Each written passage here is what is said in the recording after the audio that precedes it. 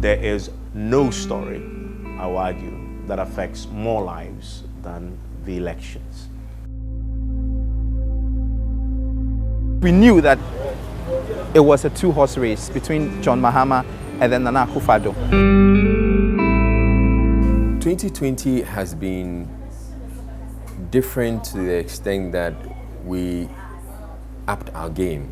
We have this track record of projecting the elections and getting it right all the time. And we didn't want 2020 to be any different.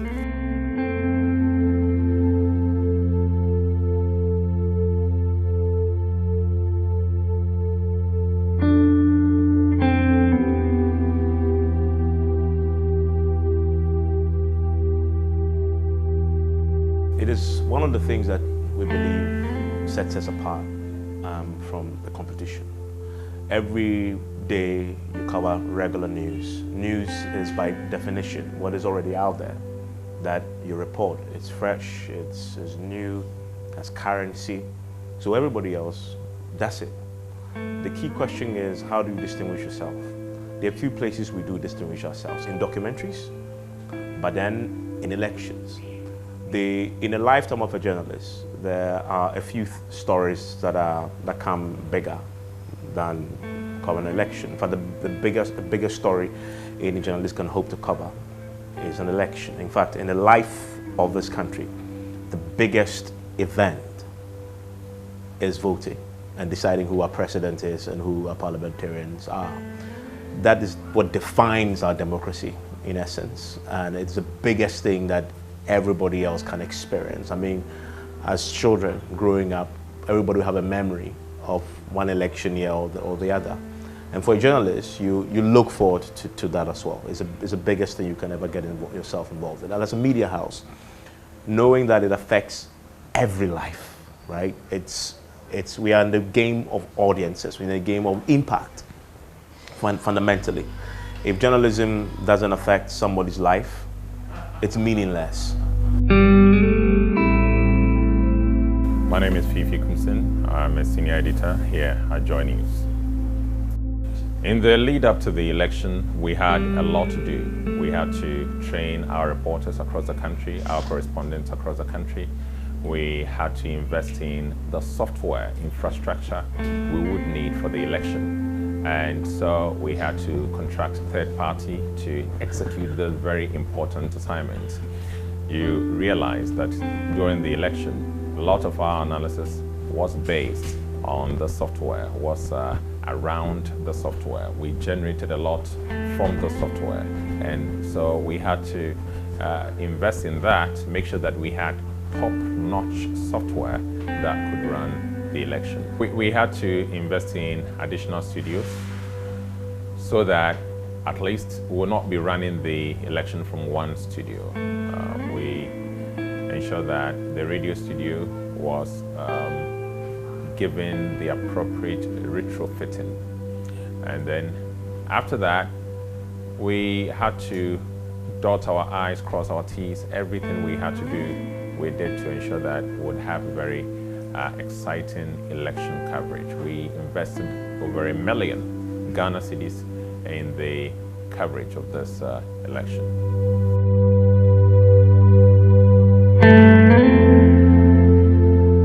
My name is Jojo Kobna.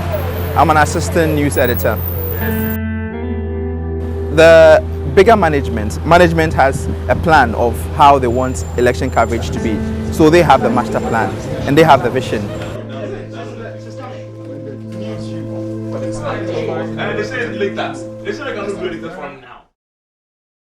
So I was given one particular role to plan what we call the running order. Running order has to do with the actual content, what should be at whatever block throughout the election period. And so that was my task. That was something that I was made to do. So whatever happens from election morning, even way before that, that is election eve, all the way till declaration. And what happens even after declaration, I had to structure a running order for the team. I've essentially covered all elections since the year 2000. So my role mainly was to be at the EC headquarters, where the way I understood my role there was, over the years, as we, in our coverage of the elections, we tend to have a lot of issues coming up from the field. So people are saying we don't have ballot boxes at a particular, we don't have voting material in a particular polling station, we don't have ink, we don't have this. There are various complaints that come from the field. Apart from the complaints, you also have people bringing up real issues that probably the EC didn't anticipate. And so when we get these reports, we put the reports out and try and get resolution. So my role there at the EC was that when these issues come up, we should have the EC right there to speak to the issues, so that we were offering them a platform to communicate to the tens of thousands of election workers who were out there on the field, who probably the EC would not have any means of reaching them directly. So that where they don't even get to hear what the EC is telling us, we have people who are listening to our broadcast. My name is Evans Mensah. I'm the head of the political desk here at JoyNews. So, we need to specialize with this. We need a core group of like 4 or 3 people. That's great. Yeah. Who specialize. Yeah. So the thing about our coverage is the accuracy with which we do it. I mean, we say that we are the home of independent, fearless, credible journalism, and we bring that to play in elections when we cover it. We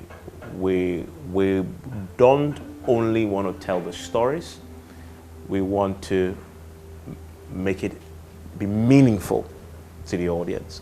And I think it's in the making of the meaning that's where we set ourselves apart, because elections is about voting and counting and declaring the results. But that is just the activity. But then there is a meaning behind all that. It has to make sense. You have to stress its impact on the individual. We set ourselves apart in stressing on that meaning.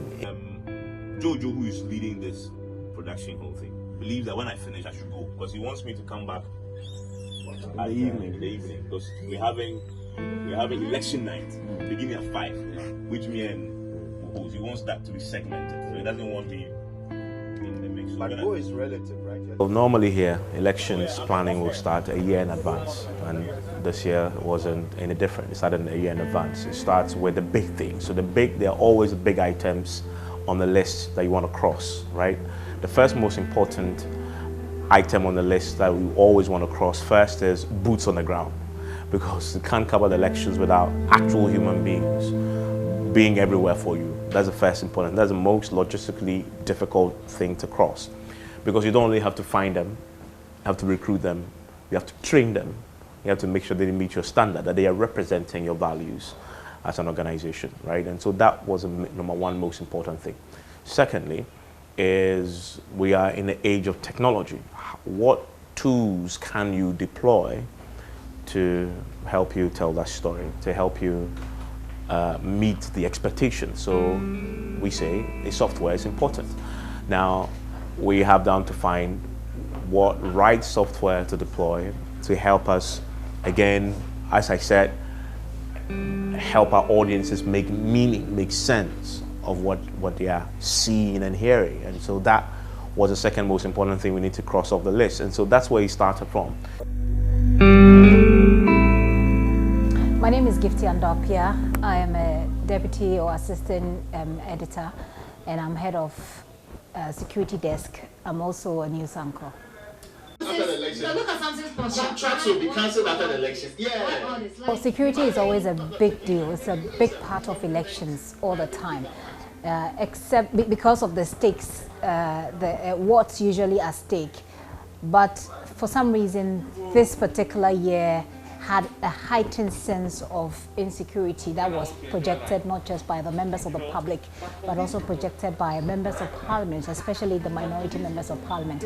And of course, for a governing party, you wouldn't expect them to endorse what the minority says. So even though they may feel it, they won't say it. Even if they will say it, they would say it differently, and they will say security is a shared concern, a shared responsibility and all of that. But you have a member of parliament who was killed. Some believed it was an assassination. Some said actually the police established, or what the theory that police was working with was that it was armed robbery gone bad. So that coupled with other things, people being killed someone was killed in his home, a university lecturer. You had other incidents like even accident or people just reportedly killing people. So there was this sense of heightened insecurity. And so for us going into the election, the security not just for the public that we serve was a big deal for us. The security for them and for us as reporters, for us as on-air people who will be saying things that not every party agrees with, etc. It was a big deal for all of us. So we did put in a lot of efforts to deal with that.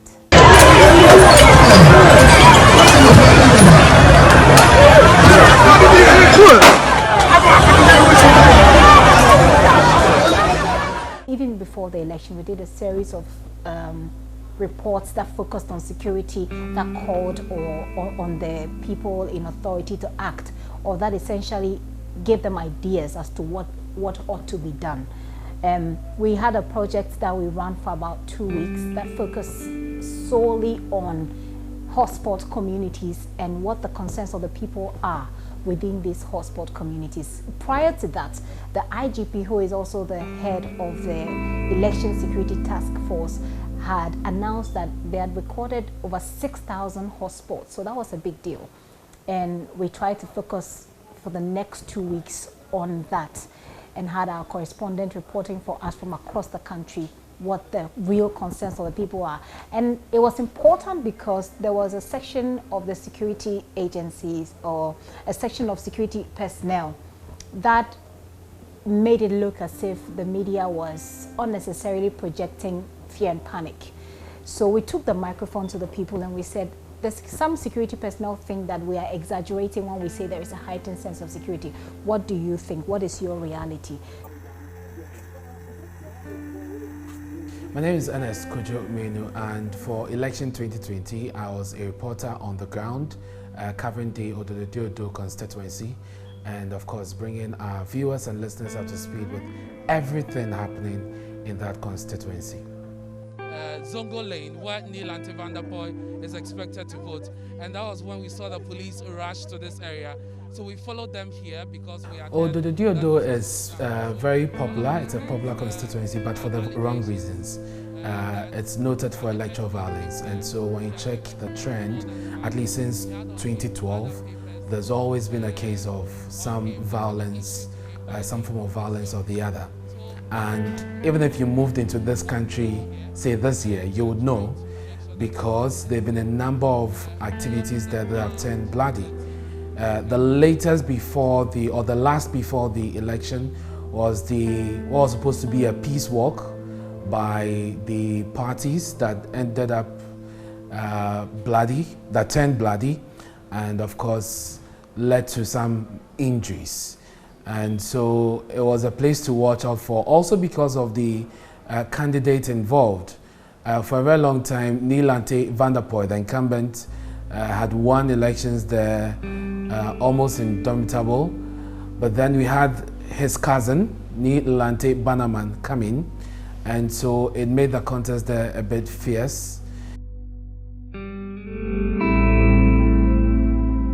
My name is Judith Awachitando. I'm a reporter here at JoyNews. So I covered elections at the Ablikma Central constituency. It was actually my first time covering elections.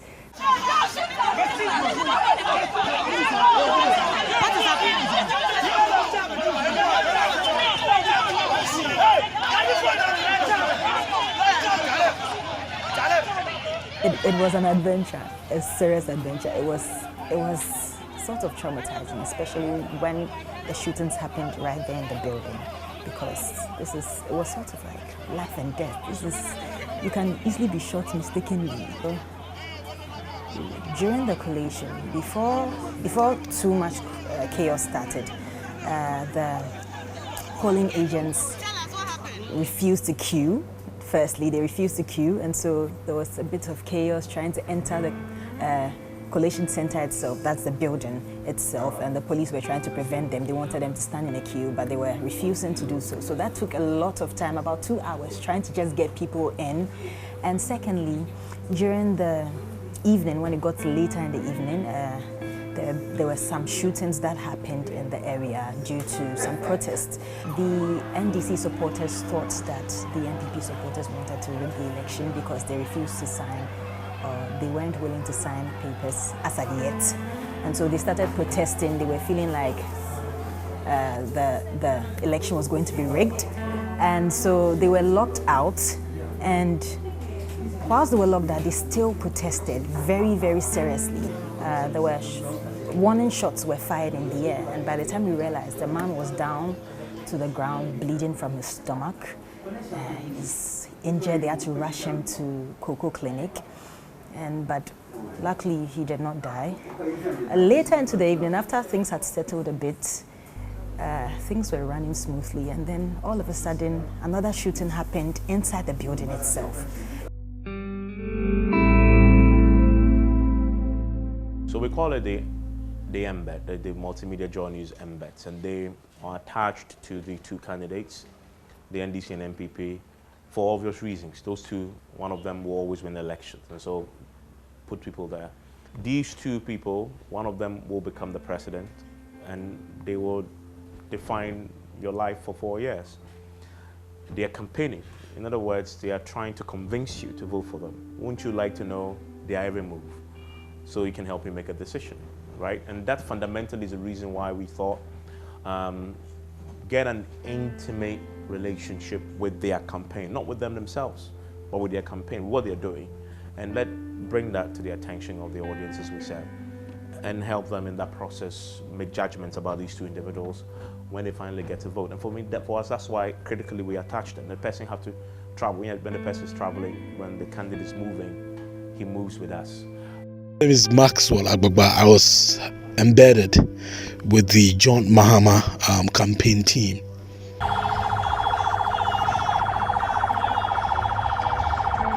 There'll be a lot of community engagement today. It was actually scheduled to meet, interact with some community members and electorate in some parts of the Upper East region yesterday. But that couldn't happen because he got to the Upper East region quite late. So his first port of call. It was an eye-opener for me, crisscrossing the length and breadth of this country. Never had the opportunity to do that in my whole life before, like going to different parts, of Ghana within a very short period of time. And it opened my eyes to a lot of things about the massive infrastructural development and the luxury of Accra life vis-a-vis the abject poverty that a lot of people face in the countryside.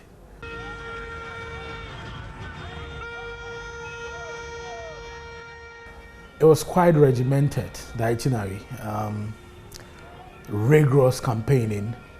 And I think one thing that I learned from the NDC campaign was that they tried as much as possible to get to the hard-to-reach areas in Ghana. And although it was unspoken, I got a sense that that was what it was, to reach the very people that on a normal day be able to interact with. So there were communities that we visited, for instance, in the Northeast region, in the Northern region, for instance. I remember in the Yakba Kubore constituency, for instance, we traveled on an entire road for like 2 hours, and this an undulating road, untarred, very dusty, and you're just moving. And because you're moving in a convoy, and the roads are also not tarred, and you have a lot of vehicles ahead of you blowing dust, and the dust would actually cover the entire windscreen of the vehicle that you are in. It is 2 a.m. and all these people gathered here were waiting for hours just to listen to the NDC presidential candidate, John Mahama. The stage is set and he is ready to deliver his message of infrastructure development, economic transformation, and all the good. I was completely mesmerized by John Mahama's energy, because trust me, there were times that when we leave the hotel at 10 a.m., as late as 2 a.m. the next morning, we're still on the road. And sometimes you visit about 5 places, and when we study a trend, you know, because there are key things that he talks about on the campaign trail. Sometimes first will be criticism of the NPP's work, tout the NDC's achievement, and then go ahead to list what the NDC intends to do if it is elected into power. So we saw a trend, and we realized that, okay, he goes to the first place, he says the same thing. Second place, he says the same thing. Third place, he says the same thing. So for the 4th and 5th places, sometimes around 1 a.m., 2 a.m., when we get so tired, trust me, there were points that the journalist in the car would go like, see, we are so tired. And we are very sure he's going to say the same thing. But one person has to be there. So the